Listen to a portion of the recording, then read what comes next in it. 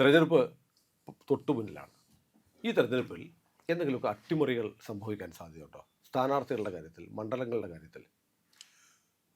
സ്വാഭാവികമായിട്ടും തിരഞ്ഞെടുപ്പാകുമ്പോഴത്തേക്ക് നമ്മളൊരു അട്ടിമറി എന്നൊരു ഒരു സാധ്യത നമ്മൾ തള്ളിക്കളഞ്ഞു കഴിഞ്ഞാൽ പിന്നെ തെരഞ്ഞെടുപ്പിൻ്റെ ക്യൂരിയോസിറ്റി പോയി. അങ്ങനെയല്ല ഞാൻ ചോദിക്കുന്നത്. പക്ഷേ കാരണം നമുക്കറിയാം ഒരു മണ്ഡലത്തിൽ എൽഡിഎഫും യുഡിഎഫും എൻഡിഎ മത്സരിക്കുന്നു. അത് അത് എൽഡിഎഫ് ജയിക്കും, അല്ലെങ്കിൽ യുഡിഎഫ് ജയിക്കും, എൻഡിഎക്ക് ഒരു സാധ്യതയുണ്ട്. ഇതാണ് ജനറലി അതെ പറയുന്നത്.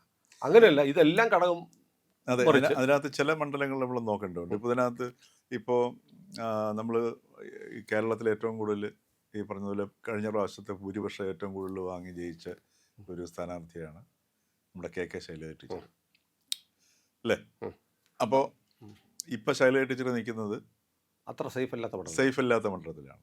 അതൊരു പണി കൊടുത്തതല്ലേ? പണി കൊടുത്തതാണെന്നാണ് പൊതുവേ ഉള്ള വെയ്പ്പും. പിണറായിയേക്കാളും വലിയ ഭൂരിപക്ഷം കിട്ടി. കാരണം പിണറായിയേക്കാൾ മുകളിലേക്ക് പോകുമ്പോൾ ഇപ്പോൾ സി പി എമ്മിൻ്റെ അകത്ത് തന്നെ അതല്ലെങ്കിൽ കേരളത്തിലൊരു വനിതാ മുഖ്യമന്ത്രി എന്നൊരു ചർച്ചയും, ഉം. സി പി എം അല്ലെങ്കിൽ എൽ ഡി എഫ് അധികാരത്തിൽ വരികയാണെന്നുണ്ടെങ്കിൽ വനിതാ മുഖ്യമന്ത്രി കെ ശൈലജ എന്നുള്ളൊരു ധാരണയൊക്കെ ആൾക്കാരുടെ ഇടയിൽ പരക്കുന്നുണ്ട്. അപ്പോൾ അത്രയും ഒരു സ്റ്റാർ കാൻഡിഡേറ്റ് ആണ് കെ ശൈലജ എന്നുള്ളതിൽ സംശയമില്ല. ഉം. അപ്പോൾ ശൈലജ ടീച്ചറെ ഇപ്പോൾ പേരാവൂരിലേക്ക് തട്ടിയപ്പോഴത്തേക്ക് സ്വാഭാവികമായിട്ടും ആദ്യമേ ചില ചില തർക്കങ്ങളൊക്കെ ഉണ്ടായിരുന്നു, ചില കോൺട്രവേഴ്സി ഉണ്ടായിരുന്നു. ജില്ലാ സെക്രട്ടേറിയറ്റ് സീറ്റ് കൊടുത്തില്ല. അങ്ങനെ ആദ്യത്തെ ചില പിണക്കങ്ങൾ, ഇങ്ങനെ ശൈലജ ടീച്ചർ പിണങ്ങി മത്സരിക്കാൻ തയ്യാറല്ല എന്നൊക്കെ വാർത്ത വന്നു. പിന്നെ പേരാവൂരിലേക്ക് കൊടുത്തു. അപ്പോൾ പേരാവൂരിലേക്ക് നമ്മൾ ഇതൊക്കെ കൊടുക്കുന്ന സമയത്ത് ഈ ഉള്ളറകളിൽ എന്ത് നടക്കുന്നത് നമുക്ക് അറിയാൻ പറ്റത്തില്ല. അപ്പോൾ അങ്ങനെയാണ് നമ്മൾ പേരാവൂരിലേക്ക് നോക്കുന്ന സമയത്ത് കാണുമ്പോഴേ എന്തുകൊണ്ടായിരിക്കും ശൈലജ ടീച്ചറെ പേരാവൂരിലേക്ക് പറഞ്ഞയച്ചെന്നുള്ള ചോദ്യം വരുന്നുണ്ട്. ഈ മാറിയ കാലാവസ്ഥ നമ്മൾ കണക്കിലെടുക്കണം. ഇപ്പോൾ സി പി എം ഇപ്പം മത്സരിക്കുന്ന എൽ ഡി എഫ് എന്ന് പറഞ്ഞാൽ ഇപ്പോൾ സി പി എം തന്നെയാണ്. സി പി എം എന്ന് പറഞ്ഞാൽ പിണറായി വിജയനാണ്. അപ്പോൾ പിണറായി വിജയൻ ഇപ്പം മത്സരിക്കുന്ന ഈ തെരഞ്ഞെടുപ്പിനകത്ത് പിണറായി വിജയൻ ഉപയോഗിക്കുന്നത് കൃത്യമായിട്ടുള്ള ഈ മറ്റേ മതരാഷ്ട്രീയമാണ്. മതരാഷ്ട്രീയവും അതിനകത്ത് സ്വാഭാവികമായിട്ടും ജാതി രാഷ്ട്രീയം എല്ലാം യു ഡി എഫ് തന്നെ ചെയ്യുന്നു, എല്ലാവരും ഇത് തന്നെ ചെയ്യുന്നു. അപ്പോൾ ഈ മതരാഷ്ട്രീയം പ്രയോഗിക്കുന്ന സമയത്താണ് നമ്മളിതിൻ്റെ സാധ്യത എന്തുകൊണ്ടാണ് ശൈലജ ടീച്ചറിന് പേരാവൂർ അയച്ചെന്നുള്ളത് നമുക്ക് മനസ്സിലാവുള്ളൂ. ഇപ്പോൾ പേരാവൂർ അസംബ്ലിയുടെ ഒരു സ്വഭാവം എന്ന് പറഞ്ഞു കഴിഞ്ഞാൽ അവിടെ 50% ഏതാണ്ട് 50-55ഓളം ശതമാനം വരുന്ന വോട്ടേഴ്സ് എന്ന് പറയുന്നത് ഹിന്ദുക്കളാണ്. രണ്ടാമത് വരുന്നത് ക്രിസ്ത്യൻ സമൂഹമാണ്. പിന്നെ നാമമാത്രമായിട്ടേ ഉള്ളൂ മുസ്ലിംസ് ഉള്ളത്. അപ്പോൾ കഴിഞ്ഞ പ്രാവശ്യമൊക്കെ ബി ജെ പിക്കൊക്കെ വളരെ കുറവ് വോട്ടായിരുന്നു മറ്റേ പേരാവൂർ അസംബ്ലി മണ്ഡലത്തിലുണ്ടായിരുന്നത്. എനിക്ക് തോന്നുന്നു ഒരു 10% താഴെയായിരുന്നു. അപ്പോൾ ഈ ഒരു മാറിയ പശ്ചാത്തലത്തിൽ ഇപ്പോൾ സി പി എം എന്ന് പറയുന്നത് വളരെ പ്രകടമായിട്ട് ഇപ്പോൾ 2 തലമുണ്ട്. ഇപ്പോൾ അവർ ഈ വൈരുദ്ധ്യാത്മിക ഭൗതികവാദത്തിൻ്റെ ഒക്കെ ആൾക്കാരായത് കാരണം ഒരേ സമയം ഈ ഹിന്ദുക്കളെ രക്ഷകരാവുകയും ചെയ്യും, അതേസമയം ഈ മുസ്ലിങ്ങളുടെ അല്ലെങ്കിൽ മുസ്ലിം മതരാഷ്ട്രവാദം ഉന്നയിക്കുന്നവരുടെ പിന്തുണ സ്വീകരിക്കുകയും ചെയ്യും. അപ്പോൾ അങ്ങനെയുള്ളൊരു വൈരുദ്ധ്യാത്മികതയൊക്കെ ഉണ്ടെങ്കിൽ പോലും മുഖ്യമായിട്ട് സി പി എം ഉയർത്തിക്കാട്ടുന്ന സംഗതി എന്ന് പറഞ്ഞു കഴിഞ്ഞാൽ യു ഡി എഫ് അധികാരത്തിൽ വന്നു കഴിഞ്ഞാൽ മുസ്ലിം ലീഗായിരിക്കും കേരളം ഭരിക്കാൻ പോകുന്നത്. മുസ്ലിം ലീഗിനെ നിയന്ത്രിക്കുന്നത് മതരാഷ്ട്രവാദികളായിട്ടുള്ള ജമാഅത്തെ ഇസ്ലാമി ആയിരിക്കും. അപ്പോൾ ഈ ഒരു നറേറ്റീവിൻ്റെ അടിസ്ഥാനത്തിലാണ് സി പി എം മുഖ്യമായിട്ട് ഈ തെരഞ്ഞെടുപ്പിൽ നേരിടുന്നത്. പക്ഷെ അതിൻ്റെ ബലം പോയി. കാരണം SDPIയുടെ പിന്തുണ കിട്ടുകയും മങ്കടയിലെയും വേങ്ങരയിലെയും സ്ഥാനാർത്ഥികൾ, അതായത് ഒരാൾ മുമ്പ് SDPIയുടെ പിന്തുണയോടെ മത്സരിച്ചിട്ടുള്ള ആളാണ്, അവർക്ക് SDPIയുടെ ചിഹ്നം തന്നെ കൊടുത്ത് സ്വതന്ത്രരായിട്ട് CPM പിന്തുണയ്ക്കുകയാണ്. അതെ, അതൊക്കെ ആണെങ്കിൽ പോലും നമ്മൾ ഈ തെരഞ്ഞെടുപ്പിൻ്റെ ഒരു രാഷ്ട്രീയം അവർക്ക് ഈ CPMകാർക്കൊക്കെ പറഞ്ഞ തെരഞ്ഞെടുപ്പിൻ്റെ ഈ രാഷ്ട്രീയ നേതാക്കന്മാർക്ക് എല്ലാവർക്കും ഈ തെരഞ്ഞെടുപ്പ് രംഗത്ത് ഇടപഴകിയുള്ള നല്ല പരിചയമുള്ള ആൾക്കാരാണ്. അപ്പോൾ അവർ ഏത് രീതിയിലാണ് ഇതിനെ വോട്ടേഴ്സിനെ സ്വാധീനിക്കുന്ന ഘടകങ്ങളെന്ന് മനസ്സിലാകും. അപ്പോൾ നമ്മൾ ഈ ചെറിയൊരു സംഭവത്തിലൂടെ വോട്ടേഴ്സിനിടയ്ക്ക് വലിയൊരു മാറ്റം വരുമെന്ന് ചോദിച്ചു കഴിഞ്ഞാൽ സാധ്യത വളരെ കുറവാണ്. മറിച്ച് ഒരു നറേറ്റീവ് ബിൽഡപ്പ് ചെയ്ത് കഴിഞ്ഞാൽ, ഇപ്പോൾ UDF അധികാരത്തിൽ വന്നു കഴിഞ്ഞാൽ മുസ്ലിം ആധിപത്യം ആയിരിക്കും, അല്ലെങ്കിൽ അവരുടെ ഒരു പ്രാമാണിത്വമായിരിക്കും വരുന്നത് എന്ന് പറയുമ്പോൾ, ഉദാഹരണത്തിന് കഴിഞ്ഞ ദിവസം രാജീവ് ചന്ദ്രശേഖർ പറഞ്ഞു, BJPയുടെ സംസ്ഥാന അധ്യക്ഷൻ, UDF അധികാരത്തിൽ വരികയാണെന്നുണ്ടെങ്കിൽ മുസ്ലിം ലീഗ് ഉപമുഖ്യമന്ത്രി ഉണ്ടാവും, അതോടൊപ്പം തന്നെ 6 മന്ത്രിമാരുണ്ടാവും. ഏതാണ്ട് അതേ സമയത്ത് തന്നെയാണ് പിന്നെ CPM പോളിറ്റ് ബ്യൂറോ അംഗം എ വിജയരാഘവൻ പറഞ്ഞത്, UDF അധികാരത്തിൽ വരികയാണെങ്കിൽ സ്വാഭാവികമായിട്ടും കോൺഗ്രസിൻ്റെ കുത്തിന് പിടിച്ച് മന്ത്രിമാരാകും. അപ്പോൾ ഈ 2 നറേറ്റീവ് ഒന്ന് തന്നെയാണ്. അപ്പോൾ ഈ ഒരു നറേറ്റീവ് കേരളത്തിൽ നന്നായിട്ട് കഴിഞ്ഞ ലോക്സഭാ തിരഞ്ഞെടുപ്പിന് ശേഷം വിദഗ്ധമായിട്ട് ആൾക്കാരുടെ മനസ്സിലേക്ക് അല്ലെങ്കിൽ അബോധ മനസ്സിലേക്ക് വിടത്തക്ക രീതിയിൽ പ്രവർത്തിക്കുന്നതിൽ CPM ഗംഭീരമായ വിജയം നേടിയിട്ടുണ്ട്. അപ്പോൾ അതിൻ്റെ പശ്ചാത്തലത്തിൽ ഇപ്പോൾ പേരാവൂരിലേക്ക് പോവുകയാണെന്നുണ്ടെങ്കിൽ ഈ പറഞ്ഞതുപോലെ അവിടുത്തെ അവിടെ മുസ്ലിം പോപ്പുലേഷനുള്ള കുറവാണ്. UDFിൻ്റെ സണ്ണി ജോസഫാണ് മത്സരിക്കുന്നത്, KPCC അധ്യക്ഷനാണ് മത്സരിക്കുന്നത്. ഇങ്ങനെ വരുമ്പോഴത്തേക്ക് അവിടെ CPMന് നല്ല ഹോൾഡുള്ള സ്ഥലമാണ്. കഴിഞ്ഞ വർഷം എനിക്ക് തോന്നുന്നു 41% വോട്ടാണ് CPM അല്ലെങ്കിൽ LDFിനുണ്ടായിരുന്നത്. രണ്ട് കഷ്ടിച്ചൊരു 3000 ശിഷ്ട വോട്ടിൻ്റെ ഭൂരിപക്ഷത്തിനാണ് സണ്ണി ജോസഫ് അവിടെ ജയിക്കുന്നത്. അപ്പോൾ അത്ര ഒരു സ്ട്രോങ് ഹോൾഡ് UDFിൻ്റെ ഒരു സ്ട്രോങ് ഹോൾഡാണെന്ന് പറയാൻ പറ്റത്തില്ല. അപ്പോൾ ആ ഒരു പശ്ചാത്തലത്തിൽ ഈ LDFിൻ്റെ ഈ പറഞ്ഞതുപോലുള്ള വോട്ടും കിട്ടാവുന്ന കഴിഞ്ഞ പ്രാവശ്യം 44 അല്ലെങ്കിൽ 41% വോട്ട് LDFിന് കിട്ടി. അതിൻ്റെ കൂട്ടത്തിൽ ഈ ഒരു നറേറ്റീവ് ക്രിയേറ്റ് ചെയ്യുമ്പോൾ ഉണ്ടാകുന്ന ഒരു അഡ്വാൻറ്റേജ്, ആ അഡ്വാൻറ്റേജ് കൂടെ വരുന്ന സമയത്ത് ആ ഹിന്ദു കമ്മ്യൂണിറ്റി 50%-ലേറെ ഹിന്ദു കമ്മ്യൂണിറ്റിയാണ് അവിടെ ഉള്ളത്. അപ്പോൾ ഹിന്ദു കമ്മ്യൂണിറ്റിയെ നേരെ അഡ്രസ്സ് ചെയ്തുകൊണ്ടാണ് CPM ഇപ്പോൾ തിരഞ്ഞെടുപ്പിലേക്ക് പോകുന്നത്. അപ്പോൾ അവിടെയാണ് ശൈലജ ടീച്ചർ അവിടെ സണ്ണി ജോസഫിനെ പരാജയപ്പെടുത്തി കഴിഞ്ഞാൽ ഒട്ടും അത്ഭുതമില്ലാത്തൊരവസ്ഥയിലേക്ക് സംഗതി മാറും. നേരെ തിരിച്ചും സംഭവിക്കാം. കാര്യം ഈ പറഞ്ഞ ഭരണവിരുദ്ധ വികാരം അതിന് മറികടന്ന് നിൽക്കുകയാണെന്ന് അത് നന്നായിട്ടുണ്ട്. ഭരണവിരുദ്ധ വികാരം കാര്യം മനുഷ്യനെ ഇതിൽ കൂടുതൽ ഒരു ഭരണകൂടത്തിന് വെറുപ്പിക്കാൻ പറ്റത്തില്ല. മനസ്സിലായില്ലേ? അപ്പോൾ ആ ഒരു ഭരണവിരുദ്ധ വികാരം അതിശക്തമായിട്ടുണ്ട്. ആ ഭരണവിരുദ്ധ വികാരത്തെ മറികടക്കുന്ന രീതിയിലേക്ക് ഈ ഹൈന്ദവ വികാരത്തെ ഏറ്റവും വലിയ ഹിന്ദു പാർട്ടിയായ CPM ഉണർത്താനുള്ള ശ്രമമാണ് കഴിഞ്ഞ ലോക്സഭാ തിരഞ്ഞെടുപ്പിന് ശേഷം ഇങ്ങോട്ട് വളരെ എന്താ പറയുക ആസൂത്രിതമായി നടത്തിക്കൊണ്ടുവന്നത്. കാര്യം ലോക്സഭാ തിരഞ്ഞെടുപ്പ് വരെ നമ്മൾ കണ്ടത് മുസ്ലിങ്ങളുടെ രക്ഷകരായിട്ടാണ്. ഇപ്പോൾ ഒന്നാം പത്രങ്ങളുടെ എല്ലാം ജാക്കറ്റ് ആഡ് ഉണ്ടായിരുന്നു, അതായത് മുസ്ലിങ്ങളുടെ രക്ഷയ്ക്ക് വേണ്ടിയിട്ട് മസിലൊക്കെ പിടിപ്പിച്ചു തന്ന പരസ്യങ്ങളൊക്കെ ഓർമ്മയില്ല. പക്ഷേ ലോക്സഭാ തിരഞ്ഞെടുപ്പ് മനസ്സിലായി CPM എന്ന് പറയുന്ന ഹിന്ദു പാർട്ടിയിലെ ഏറ്റവും പ്രധാനപ്പെട്ട ഒരു സമുദായം എന്ന് പറയുന്ന ഈഴവ സമുദായമാണ്. ആ സമുദായത്തിനകത്ത് അടിയും ഒഴുക്ക് ഗംഭീരമായിട്ട് തുടങ്ങിയെന്നുള്ളത്. ഈ ഒരു തിരിച്ചറിവിൻ്റെ അടിസ്ഥാനത്തിലാണ് 2024 സെപ്റ്റംബർ 30 ദില്ലിയിൽ പോയി ഒരു PR ഏജൻസി വഴി പിണറായി വിജയൻ ഹിന്ദു പത്രത്തിന് കൊടുത്ത ഇൻ്റർവ്യൂ ഉണ്ട്.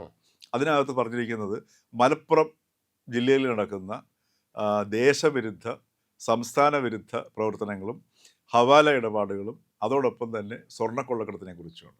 BJPയുടെ അതേ നറേറ്റീവാണ് പിണറായി വിജയൻ അവിടെ പറഞ്ഞത്. ഈ കൈസൻ എന്ന് പറയുന്ന PR ഏജൻസി അത് ഈ നടത്തുന്നത് BJPക്കാരാണെന്ന് സംശയമുണ്ട്. കാരണം ഈ PR ഏജൻസിയുടെ നിർദ്ദേശം അനുസരിച്ചിട്ടാണ് കൃത്യമായിട്ട് LDFും CPMും നീങ്ങിക്കൊണ്ടിരിക്കുന്നത്. ഓരോ ഘട്ടങ്ങളിൽ നമുക്കെടുത്ത് നോക്കിയാൽ അറിയാൻ പറ്റും. അപ്പോൾ ആ ഒരു സ്ട്രാറ്റജിയിൽ ഏറ്റവും വലിയൊരു പരീക്ഷണമാണ്. അങ്ങനെയാണെന്നുണ്ടെങ്കിൽ പേരാവൂർ മത്സരിക്കാൻ ശൈലജ ടീച്ചറെ പോലെ ഉചിതയായ ഒരു കാൻഡിഡേറ്റ് വേറെയില്ല. അങ്ങനെ പേരാവൂർ ഒതുക്കിയതല്ല, ചൂസ് ചെയ്തതാണെന്നല്ല സംശയം.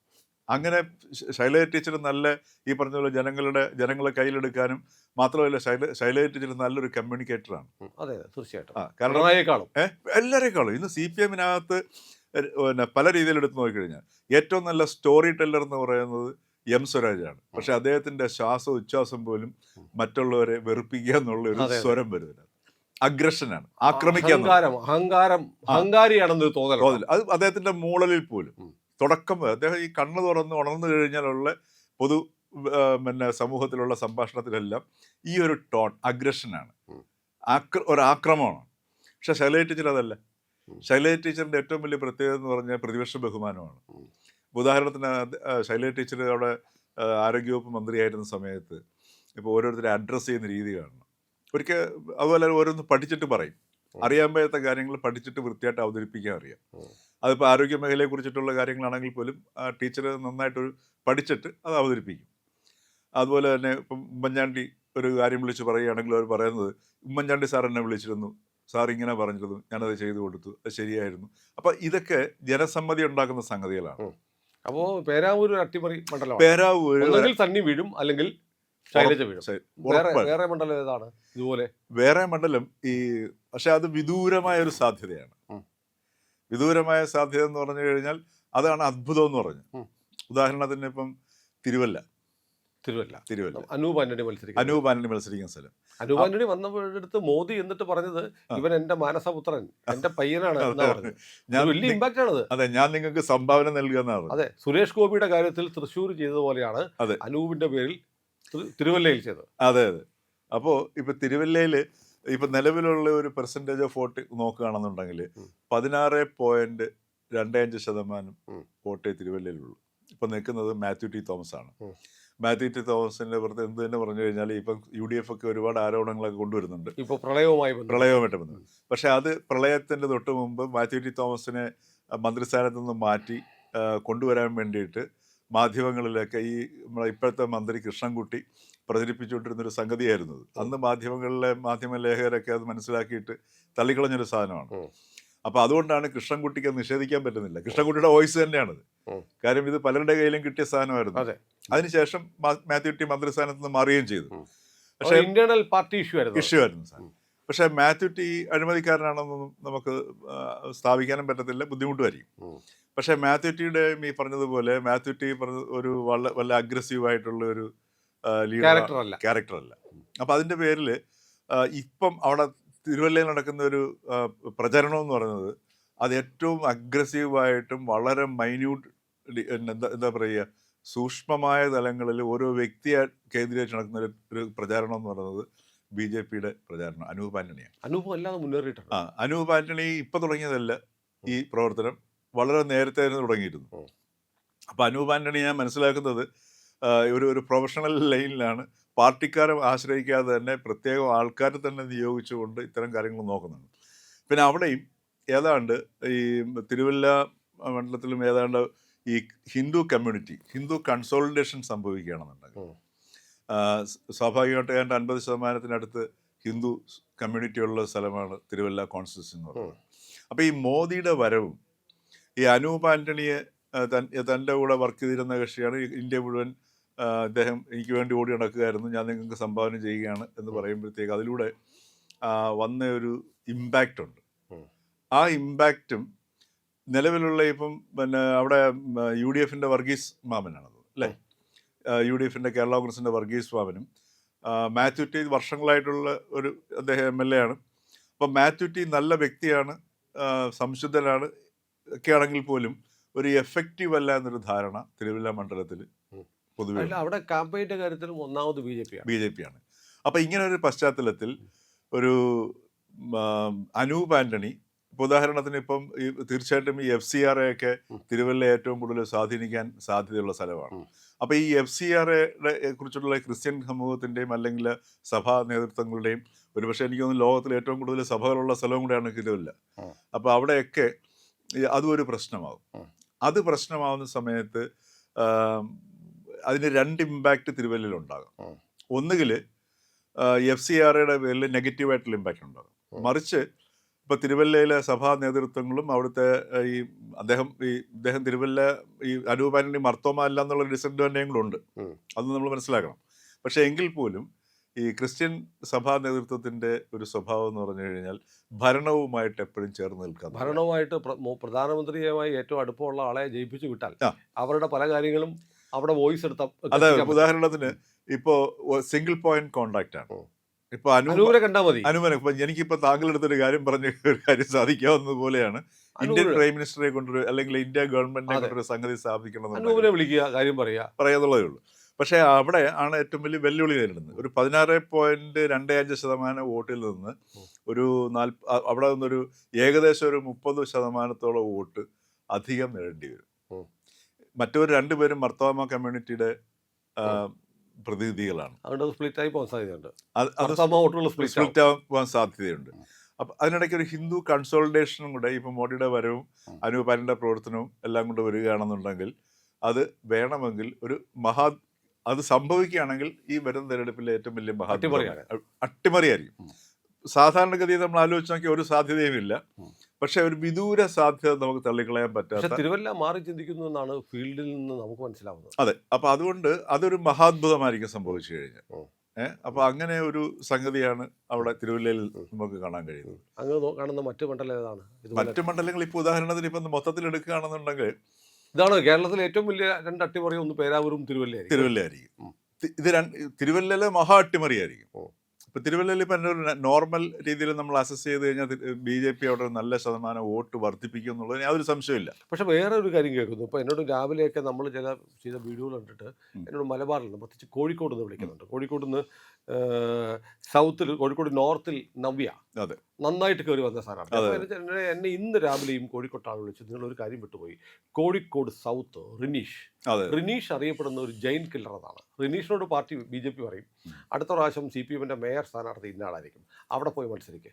അതായത് ഒരു സ്വാധീനവും ഇല്ലാത്ത പാർട്ടി ഗ്രാമങ്ങളിലുള്ള ഡിവിഷനിലേക്ക് BJP റനീഷിനെ നിയോഗിക്കും. റനീഷ് അവിടെ പോയി ജയിക്കും. അതെ. അങ്ങനെ കഴിഞ്ഞ 2 തെരഞ്ഞെടുപ്പുകളിലും അങ്ങനെ BJP അദ്ദേഹത്തിൻ്റെ സ്വന്തം മണ്ഡലമല്ലാത്ത CPM വിജയിക്കുന്ന മണ്ഡലങ്ങളിലേക്ക് പോയി അവിടെ നിന്ന് ജയിച്ചു വന്ന BJP-കാരനാണ് റനീഷ്. റനീഷ് വലിയ മാറ്റം ഉണ്ടാക്കുന്നു സൗത്തിൽ എന്നാണ് പറയുന്നത്. കോഴിക്കോട് അത് ശരിയാണ്. കാരണം ഞാനും അത് കുറേ ദിവസം മുമ്പ് അന്വേഷിച്ചു. ഇങ്ങനെ കേട്ടപ്പോൾ നമ്മൾ അന്വേഷിച്ചു. അന്വേഷിച്ചതിന് ശേഷം ഈ റനീഷിന്റെ ചില പ്രചരണങ്ങളുടെ വീഡിയോ ഒക്കെ നമ്മൾ കണ്ടിരുന്നു. അതിനുശേഷം നമ്മൾ കോഴിക്കോട്ടുള്ള ചില വ്യക്തികളോടൊക്കെ സംസാരിക്കുകയൊക്കെ ചെയ്തു. അപ്പോൾ അതിനകത്ത് റനീഷിനുള്ള ഏറ്റവും വലിയൊരു അഡ്വാൻറ്റേജ് എന്ന് പറഞ്ഞു കഴിഞ്ഞാൽ റനീഷിലൂടെ റനീഷ് എന്ന് പറയുന്ന വ്യക്തിത്വമാണ് പ്രൊജക്ട് ചെയ്തിരിക്കുന്നത്. BJP പിന്നിലേക്ക് പോകുന്നു. BJP-യുടെ ആ ടാഗ് റനീഷിന് പിന്നിലാക്കിക്കൊണ്ട് റനീഷിന്റെ മുന്നിലേക്ക് പോകാൻ കഴിയും. റനീഷ് അവിടെ BJP എന്നുള്ള 3 അക്ഷരമല്ല, റനീഷ് എന്നുള്ള 3 അക്ഷരമാണ് അവിടെ പ്രൊജക്ട് ചെയ്യപ്പെടുന്നത്. അതിന് കാരണം എന്ന് വെച്ച് കഴിഞ്ഞാൽ റനീഷ് ഉന്നയിക്കുന്ന വിഷയങ്ങൾ അവിടുത്തെ സാധാരണ ജനങ്ങളുടെ വിഷയങ്ങളാണ്. അവിടുത്തെ ആശുപത്രിയുടെ ആയിക്കോട്ടെ, പ്രാദേശിക സൗകര്യങ്ങളുടെ ആയിക്കോട്ടെ, പാലങ്ങളുടെ ആയിക്കോട്ടെ, എണ്ണി വളരെ വ്യക്തമായിട്ട് ഇത് അവതരിപ്പിക്കുക ചെയ്യുന്നത്. അത് വളരെ മനോഹരമായിട്ട് രീതിയിൽ, കൺവിൻസിങ് ആയിട്ട് രീതിയിൽ അവതരിപ്പിക്കാൻ അത് വലിയൊരു പ്രധാനപ്പെട്ട ഘടകമാണ് ഈ വിഷയങ്ങൾ എങ്ങനെ അവതരിപ്പിക്കുന്നു എന്നുള്ളതിൽ.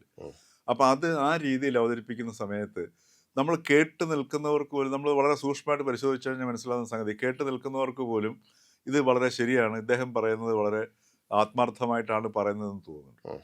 അതുകൊണ്ടാണ് ഈ പാർട്ടി ഗ്രാമങ്ങളിലും മാത്രവുമല്ല അവിടുത്തെ മുസ്ലിം സമുദായത്തിന്റെ വോട്ടും റനീഷിനാണ് കിട്ടാതെ ഈ കഴിഞ്ഞ തെരഞ്ഞെടുപ്പിലൊന്നും ജയിക്കത്തില്ല. അപ്പൊ അത് എന്തുകൊണ്ടാന്ന് വെച്ച് കഴിഞ്ഞാൽ അവരുടെ ജീവിതത്തെ ബാധിക്കുന്ന പ്രശ്നങ്ങളെ, അപ്പോൾ അവിടെയാണ് റിയൽ പൊളിറ്റിക്സ് വരുന്ന സാധനം. ഈ വികസനത്തിന്റെ സങ്കല്പം ശരിയോ തെറ്റോ ഒക്കെ മാറ്റിവെക്കാം.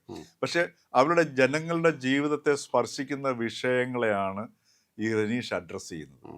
മറിച്ച് അതിന്റെ കൂട്ടത്തിലാണ്, അതിനെ അഡ്രസ്സ് ചെയ്തുകൊണ്ടാണ് ഇദ്ദേഹം ഭരണകക്ഷിയെയും മറ്റുള്ള 2 മുന്നണികളെയും വിമർശിക്കുന്നത്. ആ വിമർശനം പോലും വളരെ സട്ടിലായിട്ടാണ് ഇദ്ദേഹം നടത്തുന്നത്. മറിച്ച് അവരുടെ ജനങ്ങളുടെ പ്രശ്നങ്ങൾ എടുത്ത് ഹൈലൈറ്റ് ചെയ്യുന്നു. ആ ഹൈലൈറ്റ് ചെയ്യപ്പെടുന്ന പ്രശ്നങ്ങളിലൂടെയാണ് ഇൻഡയറക്റ്റ് ആയിട്ട്, അതേ സമയത്ത് ഫോഴ്സ്ഫുൾ ആയിട്ട് ഈ 2 മുന്നണികൾക്കെതിരെയുമുള്ള ഒരു ധാരണ ജനങ്ങളിലേക്ക് പതിക്കുന്നത്. അവിടെയാണ് എനിക്ക് തോന്നുന്നത് ഈ റനീഷിന്റെ ഈ ജയൻ കില്ലർ എന്ന് പറയാനുള്ള ഒരു കാരണം. കാരണം നബിയെ നന്നായിട്ട് മുന്നേറുന്നുണ്ട്.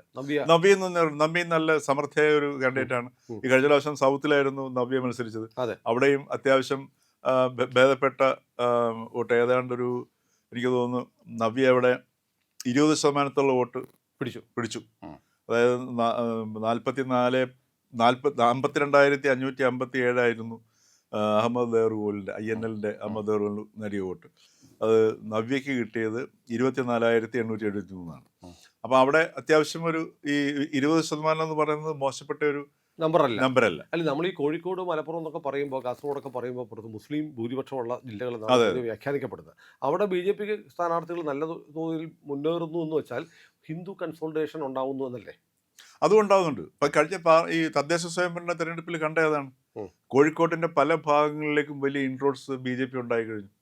ഇപ്പം കാലിക്കട്ട് നഗരസഭ അതിന്റെ ഏറ്റവും ക്ലാസിക്കൽ എക്സാമ്പിൾ അല്ലേ അവിടെ കിട്ടിയിട്ടുള്ള. അതുപോലെ കഴിഞ്ഞ ലോക്സഭാ തെരഞ്ഞെടുപ്പിൽ വന്ന വോട്ടിംഗ് പാറ്റേണിൽ അതിപ്പോ കേരളത്തിൽ മുഴുവൻ ഉണ്ടായിട്ടുണ്ട്. അതിൽ കോഴിക്കോട് ടൗൺ ഏരിയയിലൊക്കെ ഈ മാറ്റം ഉണ്ടാകുക എന്ന് പറഞ്ഞു കഴിഞ്ഞാൽ അതാണ് ഒരു അസാധാരണത്വം നമ്മൾ കാണുന്നത് വോട്ടിംഗ് പാറ്റേണിൽ. അപ്പൊ ഈ പറഞ്ഞു വരുമ്പോൾ നമുക്ക് കേരളത്തിൽ ഒരു BJP തരംഗം പതുക്കെ ഇങ്ങനെ പടരുന്നുണ്ട്. BJP അവർ ശക്തമായിട്ട് ഒരു തെരഞ്ഞെടുപ്പ് പ്രചാരണ രംഗത്തുണ്ട്. BJP-യുടെ വോട്ടിംഗ് പെർസെൻറ്റേജ്, അതായത് മുൻകാലങ്ങളെ അപേക്ഷിച്ച് ഹിന്ദു വോട്ടർമാർ കൂടുതലായി BJP-യിലേക്ക് ചായുന്നുണ്ട്. അത് തീർച്ചയായിട്ടും. അതുകൊണ്ടാണല്ലോ ഈ CPM പോലും അവരുടെ അടവ് മാറ്റിയത്. ഉദാഹരണത്തിന് ശോഭാ സുരേന്ദ്രൻ അവിടെ ആലപ്പുഴ പോയപ്പോഴത്തേക്ക് കായംകുളത്ത് കഴിഞ്ഞ പ്രാവശ്യം ലോക്സഭാ തെരഞ്ഞെടുപ്പിൽ ആരായിരുന്നു മുൻപിൽ വന്നത്? BJP ആയിരുന്നു മുൻപിൽ വന്നത്. അപ്പൊ അങ്ങനെ പല സ്ഥലങ്ങളിൽ ഇപ്പൊ അവരുടെ A class, B class, C class മണ്ഡലം എന്നുള്ള ഒരു തരംതിരിവുണ്ടല്ലോ BJP-യുടെ. അതിൽ പല മണ്ഡലങ്ങളിലും ഒരു ലോക്സഭാ തെരഞ്ഞെടുപ്പിൽ ഒന്നും അത് വന്നില്ലേ. ഇപ്പൊ അതേപോലെ തന്നെ ചാത്തന്നൂര് നടക്കുന്ന ഞാൻ ഒരു സംഗതി. ചോദിക്കാൻ പോവുകയാണ്, അങ്ങയുടെ സ്വന്തം ജില്ലയാണല്ലോ അതെ. കൊല്ലം. കൊല്ലത്തെ ചാത്തന്നൂര് അത്ഭുതം സംഭവിക്കുമെന്നാണ് ആ പറയുന്നത്. ചാത്തന്നൂരും ഈ ഗോപകുമാർ ഗോപകുമാർ. ആ. അപ്പൊ ഗോപകുമാറും ഈ എൻ്റെ പറഞ്ഞതുപോലെ വളരെ അടുത്ത സുഹൃത്താണ്. അതല്ലേ, ഉം. ഗോപകുമാർ നല്ല കാൻഡിഡേറ്റ് ആണ്. കഴിഞ്ഞ പ്രാവശ്യം ഒരു നാരോ പരാജയം ഉണ്ടായി അല്ലേ? 10,000 വോട്ടിന്റെ ഉം. പിന്നെ 10,000 അല്ലല്ലോ, രണ്ടാമതാണ് വന്നത്. രണ്ടാമത് തോന്നുന്നു, രണ്ടാമത് രണ്ടാം വന്നു. സ്ഥാനത്ത് തോന്നുന്നു. രണ്ടാം സ്ഥാനത്ത് വന്നു. ഉം. അപ്പോൾ പിന്നെ കോൺഗ്രസ് അല്ലെങ്കിൽ UDF അവിടെ 3-ാം സ്ഥാനത്തായിരുന്നു. അപ്പോൾ ഇപ്രാവശ്യം ഈ പിന്നെ തെക്കൻ കേരളത്തിൽ പലരും ഉറ്റുനോക്കുന്ന ഒരു മണ്ഡലമാണ് ചാത്തന്നൂർ എന്ന് പറയുന്നത്. അപ്പോൾ ചാത്തന്നൂർ എന്നൊക്കെ പറഞ്ഞു കഴിഞ്ഞാൽ ഒരു കാലഘട്ടത്തിൽ ഈ പിന്നെ ലെഫ്റ്റിന്റെ ഒക്കെ കോട്ടകളായിരുന്നു. പിന്നെ അപ്പോൾ അവിടെ മെജോറിറ്റി മെജോറിറ്റി ഉള്ള സ്ഥലമാണ്. അപ്പോൾ പിന്നെ ഇദ്ദേഹവും ആ സമുദായത്തിൽപ്പെട്ട യൂണിയന്റെ ഭാരവാഹിയാണ്. പിന്നെ അത് മാത്രമല്ല, അവിടെ അദ്ദേഹം ഈ പറഞ്ഞ പോലെ നല്ല രീതിയിൽ കമ്മ്യൂണിക്കേറ്റ് ചെയ്യുന്ന ഒരു വ്യക്തിയാണ്. ഭയങ്കര ജനകീയനാണ്. പിന്നെ മാത്രമല്ല ഈ ആൾക്കാർ മടുത്തു തുടങ്ങിയ ഒരു സംഗതി എന്ന് പറഞ്ഞാൽ, ഈ മറ്റുള്ളവനെ കുറ്റം പറഞ്ഞും ഒരു മോശപ്പെടുത്തിയുമുള്ള ഒരു രാഷ്ട്രീയം പതുക്കെ ജനങ്ങൾ മടുത്തു തുടങ്ങിയിട്ടുണ്ട്. CPM-കാർക്ക് അല്ലെങ്കിൽ ലെഫ്റ്റ്, ഇപ്പോൾ CPI ആയിക്കോട്ടെ CPM ആയിക്കോട്ടെ, ഇവർക്ക് ഈ മറ്റുള്ളവനെ മോശമാക്കിക്കൊണ്ട് ഒരാൾ വൃത്തികെട്ടവനാണെന്ന് പറഞ്ഞുകൊണ്ട് അതുകൊണ്ട് ഞാൻ വൃത്തിയുള്ളവൻ എന്ന് പറയുന്ന ഒരു ഇക്വേഷനിലേക്ക് മാറി. ഈ ഇദ്ദേഹത്തിനൊക്കെ പറ്റുന്ന അപകടം അവിടെയാണ്. ആർക്ക്? ആ ഒരു സൈക്കിളായിപ്പോയി നമ്മുടെ M. സ്വരാജൊക്കെ. നോക്കൂ, അവരെല്ലാം വൃത്തികെട്ടവർ, ഞങ്ങൾ മാത്രം വൃത്തിയുള്ളവർ, നോക്കൂ വൃത്തി എന്നാൽ ഇതാണ് എന്ന് സ്ഥാപിക്കുന്ന ആ ഒരു രീതി ശാസ്ത്രത്തോട് മലയാളി ബൈ പറഞ്ഞു തുടങ്ങി. അതുകൊണ്ടാണ് ഈ ചാത്തന്നൂരും കായംകുളത്തും അതേപോലെ ആലപ്പുഴയും കോഴിക്കോടും പല സ്ഥലങ്ങളിലും ഈ അടിയിൽ നിന്ന് ഒഴുക്ക് വരുന്നത്. ആ ഒഴുക്കാണ് BJP-യിലേക്ക് പോകുന്നത്. അപ്പോൾ അത് പല മണ്ഡലങ്ങളിലും അത് റിഫ്ലക്റ്റ് ചെയ്യാൻ സാധ്യതയുണ്ട്. ഈ തെരഞ്ഞെടുപ്പിൽ അത് എങ്ങനെ സംഭവിക്കും എന്നുള്ളത് നമുക്ക്. അപ്പോൾ തൃശ്ശൂർ എങ്ങനെ വരും? തൃശ്ശൂർ എന്ന് പറഞ്ഞാൽ എനിക്ക് തോന്നുന്നത് തൃശ്ശൂർ പത്മജ ജയിച്ചാൽ സംഭവിക്കുന്നത് കോൺഗ്രസിൽ നിന്ന് BJP-യിലേക്ക് ഒരുപാട് പേർക്ക് ധൈര്യത്തോടെ വരാൻ കഴിയും. ഗ്യാരണ്ടി അല്ലേ? അതെ, ഗ്യാരണ്ടിയാണ്. പക്ഷെ എന്താ പ്രശ്നം എന്ന് വെച്ച് കഴിഞ്ഞാൽ, ഇപ്പൊ BJP-യിൽ വന്നിരിക്കുന്ന ആൾക്കാരിൽ 90% കോൺഗ്രസ് നിന്ന് വന്ന ആൾക്കാരാണ്. ഇപ്പോൾ കോൺഗ്രസ് ഏറ്റവും നേരിടുന്ന പ്രതിസന്ധി അതാണല്ലോ. ഈ തെരഞ്ഞെടുപ്പിന് വിജയിച്ചില്ല എന്നുണ്ടെങ്കിൽ, അധികാരത്തിൽ വന്നില്ല എന്നുണ്ടെങ്കിൽ പാർട്ടി BJP ആയിട്ട് മാറും. BJP ആയിട്ട് മാറും. നല്ലത് അധികാരത്തിൽ വന്നില്ല എന്നുണ്ടെങ്കിൽ ആദ്യം സംഭവിക്കാൻ പോകുന്ന ചിലപ്പോൾ അതിനകത്തൊരു സ്പ്ലിറ്റ് ആയിരിക്കും സംഭവിക്കും. സ്പ്ലിറ്റ് ഉണ്ടാവും, ലീഗിനെ നഷ്ടപ്പെടും. മനസ്സിലായില്ലേ? ലീഗിനെ നഷ്ടപ്പെടും. നമ്മുടെ കേരള പൊളിറ്റിക്സ് തന്നെ മാറും. അപ്പോൾ ഒരു പുതിയ ഒരു അവസ്ഥയിലേക്ക് മാറും. അതുകൊണ്ട് കേരളത്തിന് വലിയ മെച്ചമൊന്നും ഉണ്ടാവത്തില്ല. പൊളിറ്റിക്കൽ അലൈൻമെന്റ്സിൽ മാറ്റം ഉണ്ടാവും. അപ്പം തൃശ്ശൂർ ഇപ്പം പത്മജ ജയിക്കും എന്നുള്ളൊരു ധാരണയാണ് പൊതുവെ ഇപ്പൊ തൃശ്ശൂർക്കാർ വെച്ച് പുലർത്തുന്നത്. അപ്പൊ അത് നമുക്ക് തൃശ്ശൂരിലെ പിന്നെ ഈ വോട്ടേഴ്സിനെ നമുക്ക് ഈ സുരേഷ് ഗോപിയുടെ ജയത്തോടു കൂടി നമുക്കൊന്നും പ്രെഡിക്റ്റ് ചെയ്യാൻ പറ്റത്തില്ല. കാര്യം സുരേഷ് ഗോപിയുടെ മെജോറിറ്റിയാണ് ജയിച്ചതല്ല, 76,000 വോട്ട്. സുരേഷ് ഗോപിയുടെ മെജോറിറ്റിയാണ് നമ്മളെ ഞെട്ടിപ്പിക്കുന്നത്. നമ്മളെയല്ല, പലരെയും. നമ്മളെന്ന് പറഞ്ഞാൽ കാഴ്ചക്കാരാണല്ലോ നമ്മൾ, അല്ലേ? കാര്യം സുരേഷ് ഗോപി ജയിക്കുമോ എന്നുള്ളതായിരുന്നു ആദ്യത്തെ ഈ തെരഞ്ഞെടുപ്പിന് മുമ്പ് ആ ഒരു ഓളം കാണുന്ന സമയത്തുണ്ടായിരുന്ന ഒരു മാധ്യമങ്ങളെല്ലാം മത്സരിച്ച് ജയിക്കില്ല, 3-ാം സ്ഥാനത്തെ പോകുള്ളൂ. അതെ, അറിയാമായിരുന്നിട്ടും കളവ് പറഞ്ഞു. അല്ല, അത് കേരളത്തിന്റെ ഒരു പൊളിറ്റിക്കൽ അറ്റ്മോസ്ഫിയർ അത് തന്നെയാണ്. പെട്ടെന്ന് സുരേഷ് ഗോപി പോലൊരു വ്യക്തി പാർലമെന്റ് മണ്ഡലത്തിൽ അവിടെ വിജയിക്കും. നമ്മുടെ മുൻകാല വോട്ടിങ്ങിന്റെ പാറ്റേൺ ഒക്കെ എടുത്ത് നോക്കുമ്പോഴത്തേക്കും പക്ഷേ ഗ്രാസ് റൂട്ട് ലെവലിൽ വലിയ മാറ്റമുണ്ടായി. അത് ഒന്നെങ്കിൽ മാധ്യമപ്രവർത്തകർക്ക് മനസ്സിലായില്ല. ഇപ്പൊ ഉദാഹരണത്തിന് ഇപ്പൊ നാട്ടികയിൽ നടക്കാൻ പോകുന്ന സംഭവം, നാട്ടികയിൽ വേറൊരു സംഗതിയാണ്. നാട്ടികയിലെ CC മൂന്നൻ ഇപ്പം BJP ഇപ്പം അദ്ദേഹത്തിന് വിറകം കിട്ടിയില്ല, നേരെ നടന്നു പോയി BJP ഓഫീസിൽ പോയി കയറി ചീട്ടെഴുതി BJP സ്ഥാനാർത്ഥി മെമ്പർഷിപ്പ് എടുത്ത് അദ്ദേഹം അവിടെ മത്സരിക്കുന്നു. അപ്പൊ നാട്ടികയിൽ നടക്കുന്ന സംഗതിയും ഇത് തന്നെയാണ്. ഇപ്പൊ ഈ CPM-ന്റെ അല്ലെ CPI-യുടെ ഒക്കെ വളരെ ശക്തി കേന്ദ്രമായ ഈഴവ സമുദായത്തിൽ നിന്നാണ് അങ്ങോട്ട് പോവുക. മൂന്നൻ അവിടെ വളരെ സ്വീകാര്യനായ വ്യക്തിയാണ്. വൈക്കത്ത് MK കേശവൻ എന്ന് പറഞ്ഞ 2 ടൈം MLA ആയിരുന്ന ആളുടെ മകനാണ് അജിത്ത് MLA ആയിരുന്നു. അപ്പം വൈക്കത്തെ ഓരോ കുട്ടികളെ വരെ അറിയാവുന്ന ആളാണ് അജിത്ത് BJP സ്ഥാനാർത്ഥിയായിട്ട് പോകും. അപ്പൊ ഈ ഒരു ഒഴുക്കെന്ന് പറയുന്നത് കേരളത്തിലെ CPM ഇപ്പൊ അവര് തിരിച്ചറിഞ്ഞിട്ട് അവർ ഉഡായിപ്പ് പരിപാടിയിലൂടെയാണ് പിടിച്ചു നിൽക്കാൻ നോക്കുന്നത്. മനസ്സിലായില്ലേ? അപ്പൊ ആ ഒരു യാഥാർത്ഥ്യം കേരളത്തില് സംഭവിക്കുന്നു എന്നുള്ളത് അതൊരു യാഥാർത്ഥ്യമാണ്. ഈ പറഞ്ഞ Peravoor, Kozhikode south south, north, പിന്നെ തിരുവല്ല, ചാത്തന്നൂർ, നാട്ടിക, തൃശ്ശൂർ, വൈക്കം, ഈ 8 മണ്ഡലങ്ങളിൽ ചിലപ്പോൾ അത്ഭുതം സംഭവിക്കാം. അത്ഭുതത്തെക്കാൾ ഉപരി നമുക്ക് ഉറ്റുനോക്കാവുന്ന മണ്ഡലങ്ങളാണ്. ഉം. കാര്യം ഇവിടെയൊക്കെ നമ്മൾ ഈ വോട്ടിംഗ് പാറ്റേൺ ഒക്കെ വെച്ച് നോക്കി നമ്മൾ ഒരു പരമ്പരാഗത രീതിയിൽ നോക്കിക്കഴിഞ്ഞാൽ നമുക്ക് അത്ഭുതങ്ങൾ കാണാൻ പറ്റത്തില്ല. പക്ഷേ ഇവിടെ എവിടെയെങ്കിലും അത്ഭുതങ്ങൾ ഉണ്ടാവും എന്നുള്ളത് ഉറപ്പാണ്. അതാണ് അതിനകത്തുള്ളൊരു ഫാക്റ്റ് എന്ന് പറയുന്നത്. കാര്യം അതൊരു ഫാക്റ്റാണ്. ഇപ്പം എങ്ങനെ CPM-നകത്ത് ഇപ്പോൾ ഉദാഹരണത്തിന് ഒരു ആത്മാർത്ഥമായിട്ട് നമ്മൾ ഈ CPM-ൽപ്പെട്ട ഒരു പ്രവർത്തകനോടോ അല്ലെങ്കിൽ പാർട്ടി അംഗത്തോടോ ഒക്കെ സ്വകാര്യമായിട്ട് സംസാരിച്ച് നോക്കുക. അപ്പോൾ നമ്മൾക്കൊക്കെ ധാരാളം പരിചയമുള്ള, ഏറ്റവും കൂടുതൽ പക്ഷേ പരിചയം കൂടുതലുള്ളത് CPM-കാരാണ്. അവരോടൊക്കെ സ്വകാര്യമായിട്ട് സംസാരിച്ച് നോക്കുന്ന സമയത്ത് വളരെ കഷ്ടമാണ്. കാര്യം അവർ പറയുന്നത് അവർ നിസ്സഹായരാണ്. അതേസമയത്ത് അവർ നല്ല CPM-കാരോട് തുടരുകയും ചെയ്യുന്നു. ഈ പാർട്ടി അധികാരത്തിൽ വരണമെന്ന് ആഗ്രഹിക്കുകയും ചെയ്യുന്നു. ചിലർ പറയുന്നു ഒന്ന് മാറി നിൽക്കുന്നതാണ് നല്ലത്. രണ്ടഭിപ്രായമാണ്. ഇപ്പം മാറി നിന്ന് കഴിഞ്ഞാലും CPM തകരും, അധികാരത്തിൽ വന്നാലും CPM തകരും എന്നുള്ളതാണ്. ഞാനൊരു രഹസ്യം പറയട്ടെ. എനിക്ക് നരേന്ദ്രമോദിയുടെ കട്ട ഫാനായിട്ടുള്ള CPM ജില്ലാ സെക്രട്ടേറിയറ്റ് മെമ്പർമാരെ അറിയാം. അത് പാർട്ടിക്കകത്ത് ഒരുപാട് പേരുണ്ട്. ഇപ്പൊ പിണറായി വിജയൻ നരേന്ദ്രമോദിയുടെ കട്ട ഫാനല്ലേ? പിന്നെന്ത് പറയാൻ അല്ലേ? നരേന്ദ്രമോദിയുടെ ഇത്രയും വലിയ ആരാധകൻ മറ്റാരും ഉണ്ടാവില്ല കേരളത്തിൽ, വേറെ ആരുമില്ല അല്ലേ? ഇപ്പൊ കേരളത്തിലെ CPM-ന്റെ പ്രാദേശിക നേതാവ് തൊട്ട് മുകളിലുള്ളവരെ നരേന്ദ്രമോദിയെ തെറി വിളിക്കാത്തവരില്ല. പക്ഷെ പിണറായി ഒന്നും മിണ്ടിയിട്ടില്ല. പിണറായി വിജയൻ മിണ്ടിയിട്ടില്ല. അദ്ദേഹത്തിന്റെ ഈ പിണറായി വിജയൻ പിന്നെ മോദിയും തമ്മിൽ പരസ്പരം കാണുമ്പോൾ രണ്ടുപേരുടെയും കൂടെ ബോഡി ലാംഗ്വേജ് നോക്കണം. എനിക്ക് തോന്നുന്നത് നരേന്ദ്രമോദി സർക്കാർ നടപ്പാക്കുന്ന പദ്ധതികൾ ഏറ്റവും നന്നായി നടപ്പാക്കാൻ പിണറായി വിജയൻ മുഖ്യമന്ത്രി ആയാലേ പറ്റുള്ളൂ. അത്രേ പറ്റത്തുള്ളൂ. രണ്ടുപേരും ഒരേ കാരണം എന്താ വെച്ചാൽ ഇപ്പോൾ ഉദാഹരണത്തിന് നിതിൻ ഗഡ്കരി ശരിക്കും പറഞ്ഞാൽ ഇവരുടെ ഒരു ആരാധനയല്ല, അവരുടെ ഒരു കുടുംബത്തിന്റെ ഭാഗം കൂടിയാണ്. മനസ്സിലായില്ലേ? ഇപ്പൊ തിരുവനന്തപുരത്ത് നിതിൻ ഗഡ്കരിയൊക്കെ വന്നു കഴിഞ്ഞാൽ ബ്രേക്ക്ഫാസ്റ്റ് കഴിക്കുന്നത് പിണറായി വിജയന്റെ വീട്ടിലാണ്. നല്ല കാര്യമാണ് കേട്ടോ, അതൊന്നും മോശമെന്നല്ല പറയുന്നത്. പക്ഷേ ഞാൻ പറയുന്നത് ആ ഒരു പിന്നെ സൗഹൃദത്തിനേക്കാൾ ഉപരി ഈ പറഞ്ഞ ആരാധനയുടെ ഒരു അംശം ഉണ്ടല്ലോ. ആ ആരാധനയുടെ മോദിയെ ആരും ആരാധിച്ചു പോകും. അല്ല, ഞാൻ പറഞ്ഞ കേരളത്തിലെ ഏറ്റവും വലിയ ആരാധകൻ ഞാൻ കണ്ട ഏറ്റവും ഈ പറഞ്ഞതുപോലെ പിണറായി വിജയനാണ്. അത് ഏറ്റവും പ്രകടമാകുന്നത് ഞാൻ പലപ്പോഴും നമ്മൾ ഈ സ്റ്റേജിലൊക്കെ വെച്ചിട്ടും അതേപോലെ മുഖ്യമന്ത്രി ഡൽഹിയിൽ ഉപഹാരങ്ങളുമായിട്ട് പോയി ഈ പ്രധാനമന്ത്രിയെ കാണുന്ന സന്ദർഭങ്ങളിൽ ഇവരുടെ ബോഡി ലാംഗ്വേജ് വളരെ സൂക്ഷ്മമായിട്ട് ശ്രദ്ധിക്കും. വിശേഷം പിണറായി വിജയൻ്റെ ബോഡി ലാംഗ്വേജ് അത് ശരിക്കും പഠിക്കേണ്ട ബോഡി ലാംഗ്വേജാണ്. കാര്യം ചില സന്ദർഭങ്ങളിൽ അദ്ദേഹം സാവധാനം ആയിരിക്കും നടക്കുന്നത്, പക്ഷേ അദ്ദേഹത്തിൻ്റെ ബോഡി ലാംഗ്വേജ് പ്രകടിപ്പിക്കുന്ന ഭാഷ വളരെ വ്യക്തമാണ്. ഇത്രയും വളരെ വ്യക്തമായിട്ട് ബോഡി ലാംഗ്വേജ് ഭാഷ പ്രസരിപ്പിക്കുന്ന ഒരു നേതാവ് വളരെ അപൂർവമാണ്.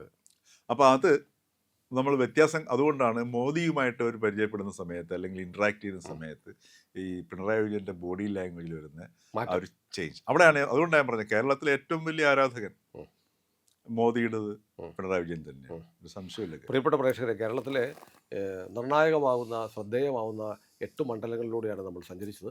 ഇത് എൻ്റെ അഭിപ്രായങ്ങളല്ല. ഈ അഭിപ്രായങ്ങൾ പങ്കുവച്ചിരിക്കുന്നത് നിങ്ങൾക്ക് കണ്ട് സുപരിചിതനായ ശ്രീ KG ജ്യോതിർഘോഷാണ്. അദ്ദേഹം മാതൃഭൂമി ദിനപത്രത്തിൻ്റെ മുതിർന്ന പത്രാധിപ സമിതി അംഗമായിരുന്നു. അതുകൊണ്ട് അദ്ദേഹത്തിൻ്റെ നിരീക്ഷണം വളരെ കണിശമാണ്. ഇതിനകത്ത് പക്ഷപാതിത്വമില്ല. സ്വതന്ത്രമായി നടത്തിയ ഒരു നിരീക്ഷണമാണ് അദ്ദേഹം നടത്തിയതെന്ന് നിങ്ങൾക്ക് ബോധ്യപ്പെടും. ബാലറ്റ് തുറക്കുമ്പോൾ, ബാലറ്റ് പെട്ടി പൊട്ടിക്കുമ്പോൾ നിങ്ങൾക്ക് മനസ്സിലാവും 8 മണ്ഡലങ്ങളിൽ അത്ഭുതങ്ങൾ സംഭവിക്കും. ഏതായാലും ഇന്ത്യ ലൈവ് തെരഞ്ഞെടുപ്പ് വിശകലനവും ഒക്കെ ആയിട്ട് ഇനിയുള്ള മെയ് 4 വരെയുള്ള ഒരു യാത്ര തുടരുകയാണ്. നമ്മളോടൊപ്പം സഞ്ചരിക്കുക. നമ്മുടെ ചാനൽ സബ്സ്ക്രൈബ് ചെയ്യാത്തവർ നിർബന്ധമായും ഉറപ്പായും ഇന്ന് തന്നെ ചെയ്യണം എന്ന് ഓർമ്മിപ്പിക്കുന്നു. നമുക്ക് മറ്റൊരു ചാനൽ കൂടിയുണ്ട്, C4N, credible news, 4 nation, N, C4N, അതും മറക്കാതിരിക്കുക.